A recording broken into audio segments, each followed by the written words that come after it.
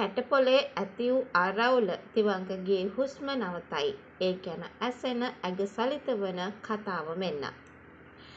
ඔහුට මේ වගේ ඉරණමක් අත්වෙන්න ඇත්තේ ඇයි කියන එක ඇත්තටම මේ වන විටත් තහවුරු වී අවසానයි. කොහොමනත් අවුරුදු කැටපොලේ ඇති වූ මෙම ආරවුල නිසා අද ඔහුට ජීවිතයෙන් වන්දි ගෙවන්නට සිදු වෙලා.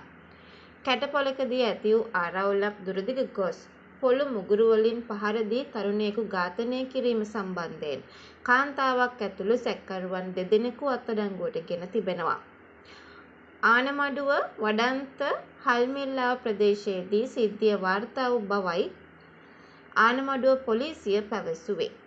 සිද්ධියෙන් මරණයට පත්ව ඇත්තේ ආනමඩුව වඩත්ත හල්මිල්ලෑව ප්‍රදේශයේ පදිංචි 25 හැවිරිදි අවිවාහකයෙකු වන මහා මුදන්නායක මුදියන්සලාගේ සජිත් තිවංක නැමැත්තෙක්.